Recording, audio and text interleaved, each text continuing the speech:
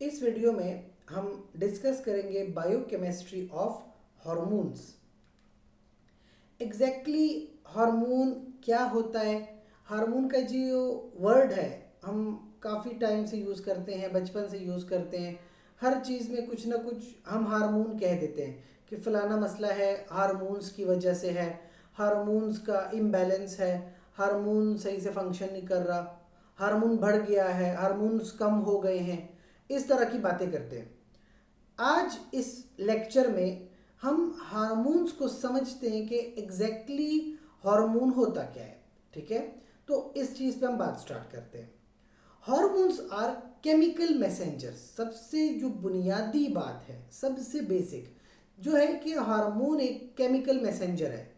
Messenger एक ऐसी चीज़ जो कोई ना कोई मैसेज लेके जाए, एक जगह से दूसरी जगह कोई ना कोई मैसेज लेके जाए, उसको मैसेंजर कहते हैं।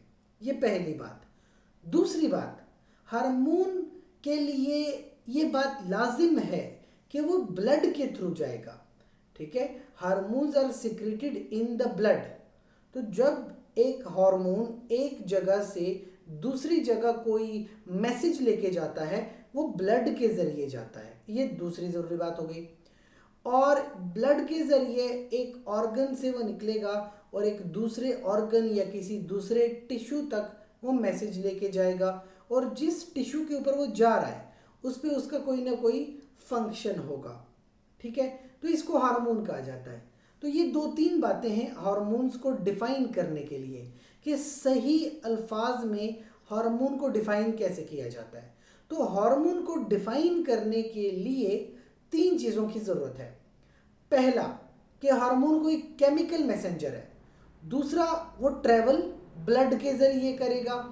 और तीसरा, जब वो किसी टारगेट ऑर्गन पे जाएगा, जहाँ तक उसको जाना है, वहाँ वो अपना फंक्शन परफॉर्म करवाएगा।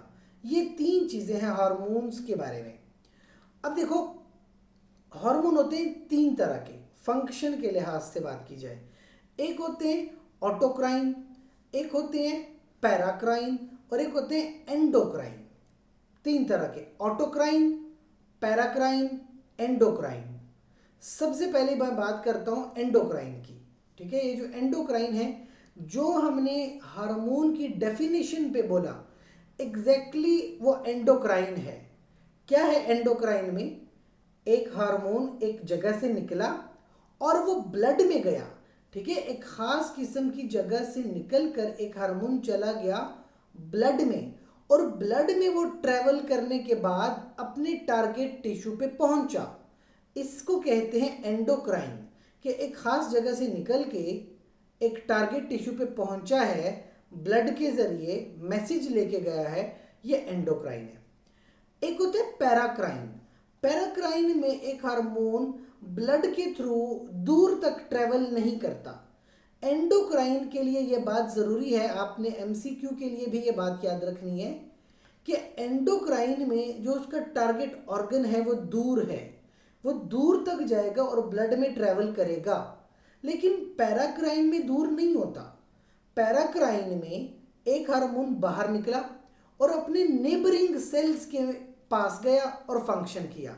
कि फर्ज कीजिए ये हार्मोन है और ये एक ख़ास किस्म के सेल से निकला है। अगर हम देखें, ये यहाँ से निकला और अपने नेबरिंग सेल्स तक गया और वहाँ कोई ना कोई फंक्शन परफॉर्म कर रहा है, तो ये पैराक्राइन है। अपने नेबरिंग सेल्स में जो फंक्शन परफॉर्म करवाएगा, दैट विल बी पैराक्राइन। तो ये एमसीक्यू नंबर 2 आपके लिए ज़रूरी है। एमसीक्यू नंबर 3 है कि एक हार्मोन निकला और जिस सेल से वो निकला है उसी सेल के ऊपर अपना फंक्शन परफॉर्म करता है। ये ऑटोक्राइन है।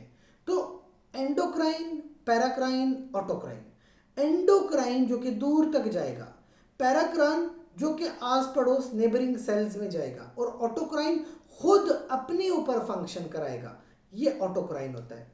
हमारी बॉडी में हार्मोन्स इन तीन तरीकों से काम करते हैं। अब थोड़ा मैं आपको हार्मोन्स के बारे में बताऊंगा और ग्लैंड्स के बारे में कि ग्लैंड क्या होता है। तो बहुत सी सिंपल सी डेफिनेशन है ग्लैंड की।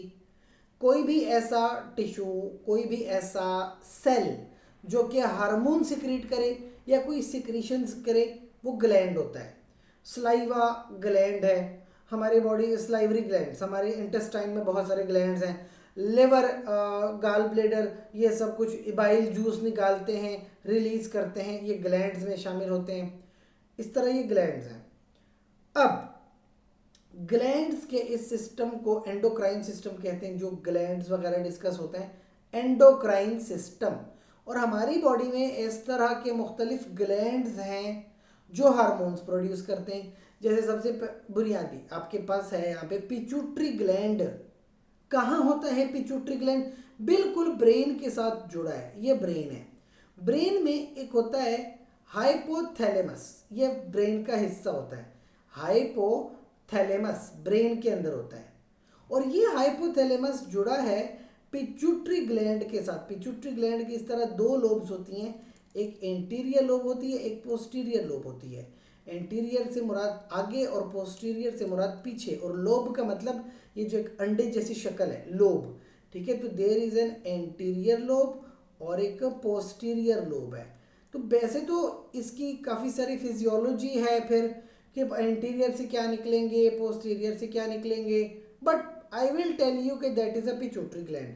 जो इसका एंटीरियर लोब है, यहाँ से हार्मोन्स आते हैं। मैं आपको मिसाल दूँ ग्रोथ हार्मोन की और प्रोलैक्टिन वगैरह की। और इसमें एक बहुत इंपॉर्टेंट है ACTH, एडिनोकोर्टिकोट्रोपिक हार्मोन। ये खास तौर पे ब्लड में जाता है और ब्लड में किडनीज तक ट्रैवल करता है, ब्रेन से निकल के किडनीज तक ट्रैवल करता है। और पोस्टीरियर लोब से क्या आते हैं, जैसे कि ऑक्सीटोसिन है, जैसे कि ADH है, एंटी डायूरेटिक हार्मोन, ये पोस्टीरियर लोब से निकलता है। तो पिट्यूटरी ग्लैंड को बॉडी का मास्टर ग्लैंड भी कहा जाता है। फिर एक और है पाइनियल ग्लैंड, इसको कहते हैं पाइनियल ग्लैंड। ये भी बड़ा ज़रूरी है, और इसलिए ज़रूरी है कि पाइनियल ग्लैंड से हार्मोन निकलता है मेलाटोनिन, ठीक है, मेलाटोनिन। अच्छा, मैं आपको एक बात बताऊं, पिट्यूटरी ग्लैंड के लिए एक MCQ है कि it is considered as master gland of the body, पूरी बॉडी का मास्टर ग्लैंड है। पाइनियल ग्लैंड से निकलते हैं मेलाटोनिन, जो कि स्लीप और वेक साइकिल को कंट्रोल करता है, कब इंसान जागेगा, कब इंसान सोएगा। याद रखिए, ये मेलानिन नहीं है। मेलानिन एक पिगमेंट है जो हमारी बॉडी को डार्कनेस प्रोवाइड करता है, ये मेलाटोनिन है, उससे अलग है। और मेलाटोनिन का काम है स्लीप वेक साइकिल, कब इंसान को नींद आएगी, कब इंसान जाग जाएगा। एक होता है थायराइड ग्लैंड, थायराइड ग्लैंड से निकलता है जी T3 है, T4 है, इस तरह पैराथायराइड ग्लैंड। और एक हाँ, कैल्सिटोनिन, ये बड़ा ज़रूरी है, कैल्सिटोनिन। और कैल्सिटोनिन के ऑपोजिट हार्मोन निकलते हैं पैराथायराइड ग्लैंड से, जिसका नाम है पैराथॉर्मोन। पैराथॉर्मोन, क्या फ़र्क है कैल्सिटोनिन और पैराथॉर्मोन में? मैं आपको ये समझा देता हूँ, बड़ी बड़ा सा इंटरेस्टिंग है यहाँ पे कि पैराथॉर्मोन और कैल्सिटोनिन में क्या फ़र्क है। तो थायराइड से निकला कैल्सिटोनिन। कैल्सिटोनिन ये क्या करता है? कैल्सिटोनिन का काम ये है कि ये ब्लड में से, ठीक है, ब्लड में से कैल्शियम को पिक करेगा और ये कैल्शियम ये बोन्स में डाल देगा, ठीक है। कैल्शियम को ब्लड से उठा के बोन्स में डाल देना, ये कैल्सिटोनिन का काम है। और एक इसके बिल्कुल ऑपोजिट हार्मोन होता है जिसको कहते हैं पैराथॉर्मोन। पैराथॉर्मोन क्या करता है? पैराथॉर्मोन जो हमारे पास ये बोन्स हैं, बोन्स में से कैल्शियम उठा के वापस ब्लड में डालता है, ये काम है पैराथॉर्मोन का, ठीक है। तो ये पैराथॉर्मोन क्या करेगा? बोन्स से कैल्शियम ब्लड में डालेगा, और कैल्सिटोनिन जो है ब्लड से कैल्शियम उठा के बोन्स में डालेगा। तो ये मुख्तलिफ तरह की इन तमाम हार्मोन्स की फिजियोलॉजी है। ये आपके स्क्रीन पर टोटल मेजर 9 ग्लैंड्स बने। हमारा काम है बायोकेमिस्ट्री को समझना, और यहाँ से हमारा बहुत इंपॉर्टेंट पॉइंट शुरू होता है। हार्मोन्स दो तरह के होते हैं, या तो कोई हार्मोन स्टेरॉयडल होता है या फिर वो स्टेरॉयडल नहीं होता है। बायोकेमिस्ट्री, हार्मोन्स की बायोकेमिस्ट्री को समझना इतना ही आसान है कि या तो कोई हार्मोन स्टेरॉयडल नेचर का है या फिर स्टेरॉयडल नेचर का नहीं है, ठीक है। स्टेरॉयड क्या होते हैं? ये जो आपके स्क्रीन पे आपको एक डायग्राम दिखाई दे रही है जिसमें 4 रिंग्स हैं, ring number 1, ring number 2, ring number 3 और ये चौथी रिंग, और इसके साथ फिर काफ़ी बड़ा सबस्टिट्यूएंट लगा होता है। तो तो ये जो आपको 4 6 मेंबर ड्रिंक्स दिख रही है और एक 5 मेंबर ड्रिंक दिख रही है, इस स्ट्रक्चर को स्टेरॉयडल स्ट्रक्चर कहते हैं। स्टेरॉइड्स का न्यूक्लियस है। अगर कोई भी ऐसी चीज है कि जिसका स्ट्रक्चर इस चीज से मिलता हो तो वो स्टेरॉयडल है, लेकिन अगर किसी चीज का स्ट्रक्चर इससे नहीं मिलता वो स्टेरॉयडल नहीं है।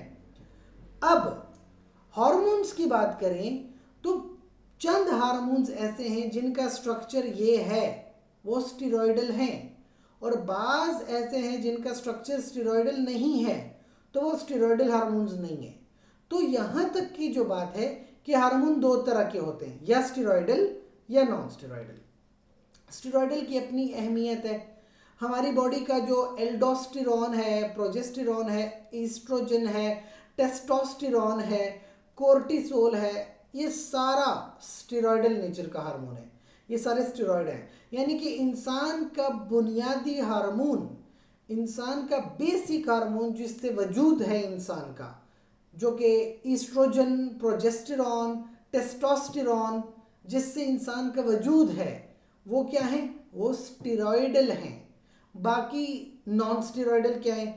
अगर एक चीज स्टेरॉयड नहीं है, ठीक है, मान लिया कि नहीं है, तो वो है क्या? स्टेरॉयड तो नहीं है, तो क्या है?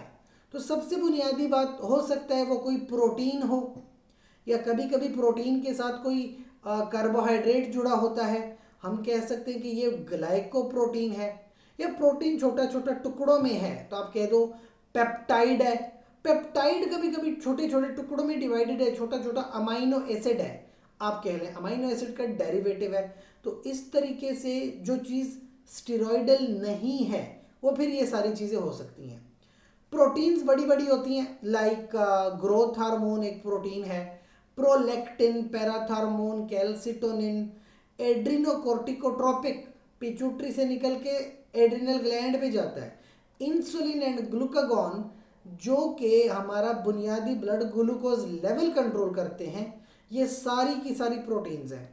फिर ग्लाइकोप्रोटीन्स जिसमें ज़्यादातर सेक्सुअल प्रोटीन्स हैं, like follicle stimulating hormone, luteinizing hormone, thyroid stimulating, और कोरियोनिक गोनेडोट्रोपिन जो कि प्रेगनेंसी का बुनियादी हार्मोन है, प्रेगनेंसी को टेस्ट करने का, chorionic gonadotropin, that is a glycoprotein.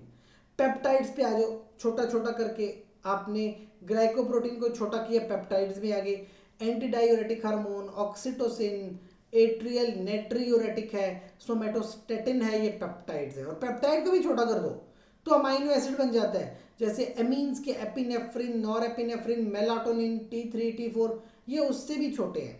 तो हम यहाँ पे बेसिक क्या सीख रहे हैं कि आपके पास बुनियादी तौर पे फर्ज कीजिएगा ये बड़ा सा स्ट्रक्चर है, ये प्रोटीन का एक स्ट्रक्चर है लंबा सा। इस प्रोटीन के स्ट्रक्चर में क्या होता है कि बीच बीच में पेप्टाइड बॉन्ड्स होते हैं, ये पेप्टाइड बॉन्ड्स हैं। इन पेप्टाइड बॉन्ड्स ने क्या किया है, ये पेप्टाइड बॉन्ड्स अमाइनो एसिड को जोड़ते हैं। क्या करते हैं ये जो पेप्टाइड बॉन्ड्स है, ये छोटे छोटे इस तरह से, अगर मैं आपको बना के दिखाऊं कि इस तरह से छोटे छोटे अमाइनो एसिड्स को ये जोड़ रहे हैं, ठीक है। अब ये अमाइनो एसिड जुड़े कैसे हैं, तो अमाइनो एसिड पेप्टाइड बॉन्ड से जुड़ते हैं जी, पेप्टाइड बॉन्ड से अमाइनो एसिड जुड़ता है। अब मतलब ये हुआ कि इन अमाइनो एसिड के बीच में ये पेप्टाइड बॉन्ड है, ठीक है, पेप्टाइड बॉन्ड। अब यहाँ पे एक बड़ी ज़रूरी सी बात है कि या तो हार्मोन पूरा का पूरा प्रोटीन हो सकता है, भाई ये पूरा प्रोटीन हो सकता है, जैसे कि आपके पास ग्रोथ हार्मोन की मिसाल है, पैराथॉर्मोन है, कैल्सिटोनिन है, पूरा का पूरा प्रोटीन। ये भी पॉसिबल है कि पूरा प्रोटीन हार्मोन ना हो, बल्कि उसका एक छोटा सा टुकड़ा, या उसमें क्या है ग्लाइको, यहाँ पे ग्लूकोज मोइटीज लगी हैं, कार्बोहाइड्रेट मोइटीज लगी हैं। तो अगर कार्ब्स बार बार जुड़े हैं बीच में तो आप कह दो ये भाई ग्लाइकोप्रोटीन्स हैं। कभी कभी क्या हो सकता है कि वो छोटा सा हो, यानी पूरा का पूरा ना हो, जैसे कि ये एक टुकड़ा जिसमें ये चंद एक पेप्टाइड्स हैं, तो ये क्या हो जाएगी, ये पेप्टाइड्स हो जाएंगे। और चंद जगहों पे छोटा छोटा अमाइनो एसिड खुद एक हार्मोन है, जैसे कि फर्ज कीजिए कि आपको एक अमाइनो एसिड दिखाई दे रहा है, ये पूरा का पूरा अमाइनो एसिड एक हार्मोन के तौर पे काम कर रहा है। तो ये क्या हो सकता है, ये भी नॉन स्टेरॉयडल में अमाइनो एसिड का डेरिवेटिव है। एपिनेफ्रिन, नॉरेपिनेफ्रिन, मेलाटोनिन, ये हार्मोन्स हैं। तो यहाँ तक हम हार्मोन्स की बायोकेमिस्ट्री क्या क्या जानते हैं। एक तो ये कि ऑटोक्रेटिक का मतलब खुद अपने ऊपर हार्मोन का एक्ट होना, पैराक्राइन का मतलब कि ऑटोक्राइन का मतलब खुद अपने ऊपर इफेक्ट लेना, पैराक्राइन जो है आपके नेबरिंग सेल्स, और जो आपके पास है सबसे पहले जो एंडोक्राइन, ब्लड में जाके दूर तक ट्रेवल करना, वो एंडोक्राइन है। और फिर आपने देखा कि हार्मोन की बायोकेमिस्ट्री या तो वो स्टेरॉयडल है या वो स्टेरॉयडल नहीं है। स्टेरॉयडल नहीं है तो प्रोटीन हो सकता है, ग्लाइकोप्रोटीन हो सकता है, पेप्टाइड हो सकता है, या छोटा सा अमाइनो एसिड का डेरिवेटिव हो सकता है। यहाँ तक आपका बायोकेमिस्ट्री में किसी किस्म का क्वेश्चन है, आप कमेंट सेक्शन में पूछ सकते हैं। आपका शुक्रिया।